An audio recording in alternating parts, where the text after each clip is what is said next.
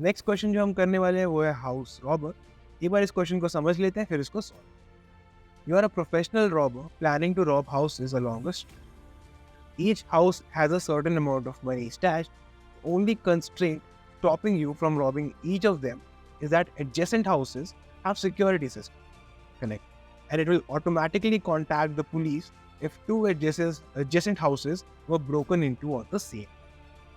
Given an integer array num representing the amount of money of each house, return the maximum amount of money that you can rob tonight without alerting the police.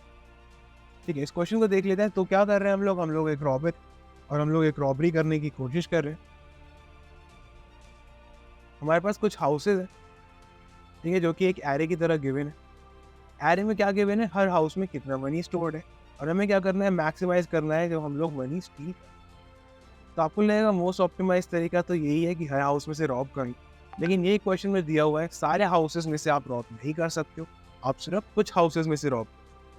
किस pattern में Rob कर सकते हो, जो adjacent houses आप Rob नहीं कर सकते। ठीक है, इसी चीज़ का आपको ध्यान रखना है कि आप एडजेसेंट हाउसेज रॉब नहीं। ठीक है, अगर यहाँ पे एक एग्जांपल ले लें, कुछ रैंडम नंबर्स भर लेते हैं। ठीक है, ये हमारे कुछ हाउसेज हैं, इसमें देखते हैं चला के कि हमारा मैक्सिमाइज कैसे हो सकता है। तो मान लेते हैं हम हाउस 5 रॉब कर रहे हैं, फिर हाउस 6 हम रॉब नहीं कर सकते, या मान लेते हैं हाउस 6 रॉब कर रहे हैं फिर 5 रॉब नहीं। तो करंटली इन दोनों में से जो भी मैक्सिमम वैल्यू है वो हम एक मैक्स प्रॉफिट नाम के वेरिएबल में स्टोर करें। ठीक है, तो या तो 5 या तो 6, तो मतलब मैक्सिमम इसका है 6। अब हम अगली वैल्यू पे आ गए 2। अब 2 के साथ हम क्या रॉब कर सकते हैं, 2 के साथ ये 5 भी रॉब कर सकते हैं, 6 तो रॉब नहीं कर सकते, नहीं तो हो जाएगा एडजस्ट। तो 2 के साथ हम लोग 5 हाउस भी रॉब कर सकते हैं। तो यहाँ पे 2 की जगह लिख लेते हैं 7 और यहाँ पे मैक्स प्रॉफिट को अपडेट कर लेते हैं। 7 और 6 में से 7 बड़ा है। अब अगले पे आते हैं 4th हाउस। ठीक है, इस हाउस में क्या कर सकते हैं, या तो 6th हाउस रॉब कर सकते हैं इसके साथ, या तो 5th हाउस।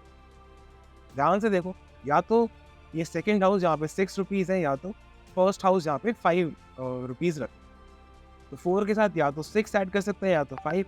तो 4 हमें चाहिए मैक्सिमम वैल्यू, तो 6 और 5 में से हम लोग जो बड़ा है वो यूज़ करेंगे, जो कि है 6। तो हमारा 4 अपडेट हो जाएगा 10। ठीक है, और मैक्स प्रॉफिट भी अपडेट होके यहाँ पे हो जाता है। अब इस चीज़ को ध्यान में रखो, यहाँ पे 10 आ चुका है, इसका क्या मतलब है, यहाँ तक मैक्सिमम प्रॉफिट आपका 10 रुपीज़ हो सकता है। ठीक है, हम साथ साथ उसको स्टोर करते जा रहे हैं जिससे आगे ये वैल्यू यूज। अब जब नेक्स्ट वैल्यू पे आते हैं यहाँ पे, तो क्या कर सकते हैं हम, इसके साथ ये 2 वाला हाउस रॉब कर सकते हैं या 6 वाला हाउस रॉब कर सकते हैं। 2 वाला हाउस रॉब करेंगे तो 2 तक हमारा मैक्सिमम प्रॉफिट है 7। तो 7 प्रॉफिट यहाँ से आएगा, 3 प्रॉफिट करंटली है, तो मैक्सिमम वैल्यू आप बना सकते हो 10। 7 + 3 10। और अगर 6 वाला हाउस रॉब करते हो जिसमें 6 रुपीज़ रखे हुए, तो वहाँ पे आपको मैक्सिमम 6 मिलेंगे। करंटली आपके पास 3 है तो बन जाएगा 9। इन दोनों में से जो ज़्यादा वैल्यू है वही रॉब करोगे, तो यहाँ पे आ जाएगा 10। मतलब यहाँ तक आप जो कॉम्बिनेशन में हाउसेज रॉब कर सकते हो उसकी मैक्सिमम वैल्यू होगी 10। ठीक है, 10 और 10 में से 10 ही मैक्सिमम है, तो मैक्सिमम प्रॉफिट अपडेट नहीं हुआ। अगला 1। अब इस 1 रुपये वाले हाउस का क्या क्या रॉब कर सकते हैं, या तो 4 रुपीज़ वाला हाउस या तो 2 रुपीज़ वाला हाउस। ठीक है, 4 वाला रॉब करके 10 रुपीज़ मिल सकते हैं। 4 वाला बेसिकली आप सिर्फ 4 वाला रॉब नहीं कर रहे हो, 4 तक जितने भी आप रॉब कर सकते हो वो सारे रॉब कर रहे हो, और 1 भी रॉब। 4 तक सारे रॉब करने के बाद हमें मिल सकते हैं 10 रुपीज़, जो हमने यहाँ पे अपडेट किया हुआ है। तो 10 और 7 में से 10 बड़ा है, तो 1 + 11 आ जाएगा। यहाँ पे लिख देंगे 11, और मैक्स प्रॉफिट भी है हमारा 11। सेम चीज़ करेंगे हम 8 के साथ। 8 के साथ हम लोग 2 पीछे जाएंगे, 10 रुपीज़ रॉब कर सकते हैं। 3 पीछे जाएंगे तब भी 10 रुपीज़ ही रॉब कर सकते हैं। तो 10 + 8 हो जाएगा 18। यहाँ पे 18 अपडेट कर देंगे और आंसर में भी 18 अपडेट। अब एक कॉमन डाउट जो आता है जब हम ये क्वेश्चन सॉल्व करते हैं वो क्या है, कॉमन डाउट जो आता है वो ये है कि हम 2 पीछे तो देख रहे हैं, वो तो ठीक है, हम 3 पीछे क्यों देख, इसको भी एक एग्जाम्पल से समझ लेंगे। यहाँ पे देखो, अगर मान लेते हैं यहाँ पे हमारे पास कुछ हाउसेज है, यहाँ पे 100 है, यहाँ पे 1 है, यहाँ पे 2 है और यहाँ पे 100 है।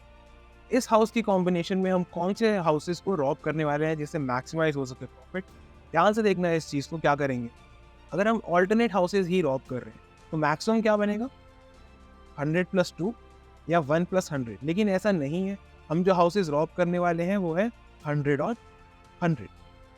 तो ये 2 डिस्टेंस पे है, इससे भी हमारा मैक्सिमाइज हो जाएगा और कोई भी एडजेसेंट हाउस हमने यहाँ पे रॉब किया है।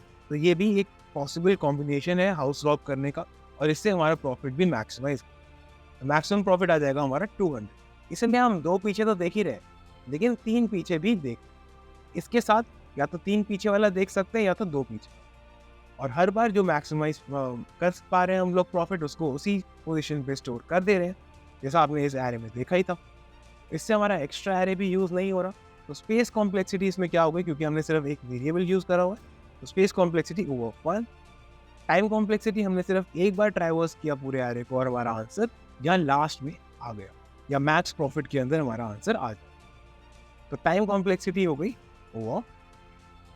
आप ये लास्ट वाली वैल्यू को एज प्रॉफिट नहीं रिटर्न कर सकते हो, क्योंकि कई बार क्या होगा, ये आपका आंसर नहीं होगा, बीच में कहीं पे आपका ज़्यादा प्रॉफिट आएगा। इस चीज़ का भी एग्जांपल देख लेते हैं। जो लास्ट में ये वैल्यू है, हो सकता है ये आपका आंसर ना हो।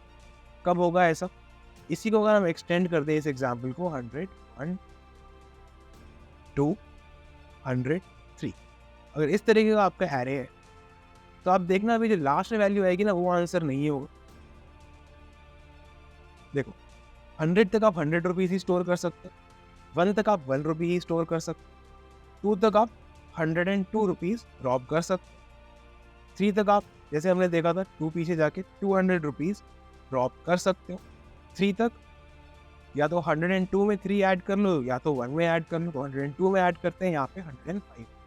लेकिन 105 मैक्सिमम वैल्यू नहीं है, 200 मैक्सिमम वैल्यू है। इसलिए एक मैक्स प्रॉफिट वेरिएबल बना के जो वैल्यूज आते जा रही है उसमें से हम मैक्सिमम निकालते जा रहे हैं साथ में, क्योंकि हो सकता है लास्ट वाली वैल्यू हमारी मैक्सिमम ना हो। ठीक है, अब पूरा लॉजिक हमको समझ में आ गया। अब इसको कोड करके देखें।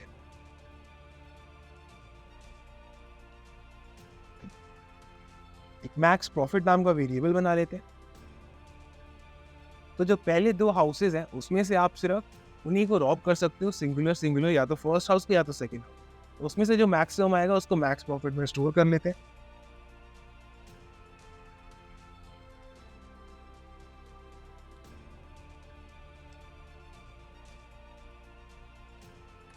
अब ये करने से पहले आपको एक चीज़ का ध्यान रखना पड़ेगा। जैसे हमने यहाँ पे नम्स ऑफ 1 एक्सेस कर लिया, तो आपको देखना पड़ेगा नम्स का मिनिमम साइज हो क्या सकता है। हो सकता है नम्स ऑफ 1 आपका array index out of bound error दे दे, अगर नम्स एरे में फर्स्ट इंडेक्स है ही नहीं, अगर वो सिर्फ 1 एलिमेंट का एरे है, उसमें सिर्फ 0 इंडेक्स। तो यहाँ पे हम कंस्ट्रेंट्स का ध्यान रखेंगे। कंस्ट्रेंट देखो 1 हो सकता है नम्स का साइज, इसलिए हमें क्या करना पड़ेगा, अगर nums dot length equal to 0 है, अगर इक्वल टू 1 है, ठीक है, अगर 1 साइज का एरे है तो हम क्या रिटर्न करेंगे, नम्स ऑफ 0, क्योंकि वो एक ही हाउस है, उसको रॉब करेंगे, वहां से जो भी पैसे कलेक्ट कर पाएंगे उसको रिटर्न करेंगे एज मैक्सिमम प्रॉफिट। इससे ज़्यादा प्रॉफिट करना पॉसिबल हमारे लिए नहीं होगा इस सिनेरियो में जहाँ पे नम्स का लेंथ 1। ठीक है, अब आगे बढ़ते हैं। मैक्स प्रॉफिट हमने 2 में से निकाल लिया है। फॉर लूप चलाएंगे अपना, i equal to 2, i less than nums dot length i plus plus. अब देखो, अगर हम 2 हाउसेस कंसिडर कर रहे हैं, -2 में से रॉब करें और करंट में से रॉब करें, या -3 में से रॉब करें और करंट। अभी हमारा इंडेक्स है 2, 2 - 3 हो जाएगा -1, और एरे इंडेक्स फिर से आपका आउट ऑफ बाउंड होता है। तो इसमें एक चीज़ चेक करनी पड़ेगी आपको, अगर i हमारा अभी 2 है तो सिर्फ आप -2 वाला हाउस कंसिडर करोगे, उससे पीछे वाले हाउसेस कंसिडर नहीं करोगे। तो आपके नम्स ऑफ i के अंदर ऐड कर दोगे नम्स ऑफ i -2। ठीक है, हम हमेशा ऐड क्यों कर दे रहे हैं, इस चीज़ का भी एक लॉजिक है। देखो, जो हमारी नम्स ऑफ i है, ये या तो पॉजिटिव होंगे या तो 0 हो। अगर ये नेगेटिव हो तो हमें ध्यान रखना पड़ता कि हमें ऐड करना भी है कि नहीं। ठीक है, क्योंकि नेगेटिव वैल्यू ऐड करने से मैक्सिमाइज नहीं होता है। लेकिन क्वेश्चन के लॉजिक से भी क्लियर है, कोई नेगेटिव मनी तो रख नहीं सकता, इसीलिए हम लोग सीधा ऐड। और अगर हम आगे आ चुके हैं तो नम्स ऑफ i -2 और नम्स ऑफ i -3 दोनों ही हमें अवेलेबल होंगी वैल्यू। तो क्या करेंगे, इसमें क्या ऐड करेंगे, जो भी दोनों में से मैक्सिमम होगा वो चीज़ इसमें ऐड। तो नम्स ऑफ i -2 और नम्स ऑफ i -3। जो भी इन दोनों में से मैक्सिमम होगा वो नम्स में हमने ऐड कर दिया है, इसको एल्स के अंदर डाल लेते हैं।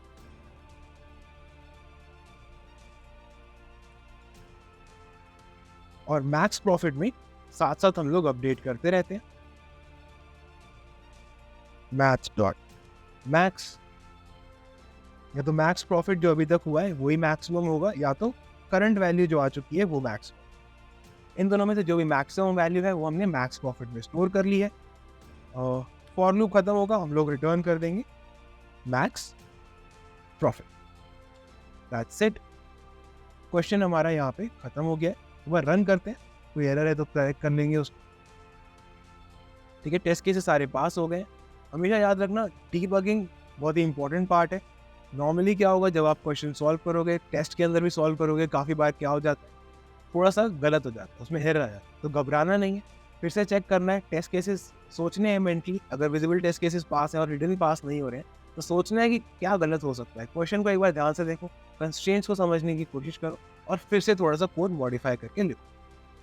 ठीक है, घबरा जाओगे और करेक्ट नहीं करोगे तो जो आधा घंटा 40 मिनट आप क्वेश्चन में पहले ही लगा चुके हो वो भी आपके वेस्ट हो।